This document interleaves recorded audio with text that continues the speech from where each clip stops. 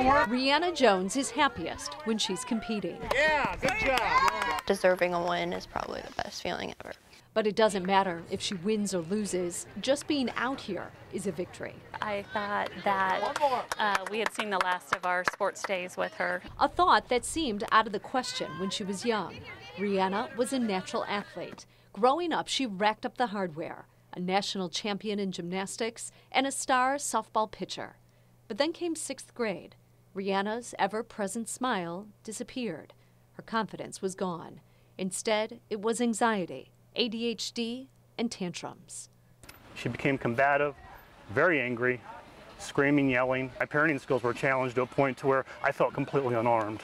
Then came OCD and tics. She was pulling out her eyelashes and hair. And in the inside, it's kind of a big cry for help in a big, dark room where I don't know what's going to happen next. Rihanna had severe separation anxiety from her mother. Dozens of texts and calls would pour in from school every single day.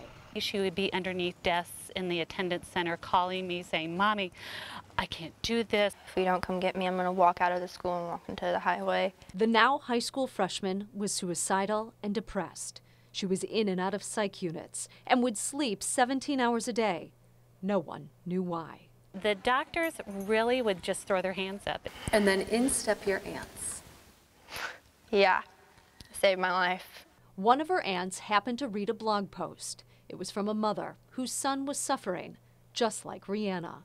It was just like every symptom, one right after the other. It was like, oh my gosh, she has that, and that, and that. I've never seen anything like it. Rihanna's mom will never forget the phone call that came next. She was getting ready to put her daughter in a group home. It was about 9 o'clock in the morning on a Saturday, and I was literally in tears on the bathroom floor. Rihanna had pulled knives out and she was either going to kill herself or kill me, whoever went first. I'll never forget, Teresa said, "We think we know what's wrong with Rihanna." Turns out she had a rare disorder known for short as PANDAS. Simply put, the body fights a strep infection and attacks the brain at the same time.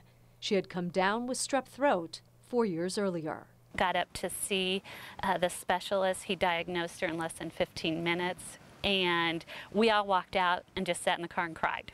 A doctor put Rihanna on a high dose of antibiotics. It took just 1 week, and she was back. For the first time, I could sit there and I could breathe. It wasn't World War III in my head. Can you even believe you were that person? No, and that's what kind of hurts me the most. It's like, I can't believe that. It was a long time. Every time I cry, I'm sorry. But it's just no one understood. And it took one doctor out of 16 to tell me what was wrong. If you think you're proud of your child as you watch them grow up through life, to watch them go through something like this, the determination for her to overcome it was pretty incredible. The 16-year-old still has challenges to overcome. Sports and school don't come as easy as they used to. Rihanna is trying to make up for time lost. Run, Reese! But as her mom says, at least life doesn't feel impossible anymore. Now I can sit and enjoy the game without just welling up inside and saying, "Oh my goodness, I can't believe she's back out there again." So Rihanna's happy? Rihanna's happy. Rihanna's really happy. Rihanna's feeling good.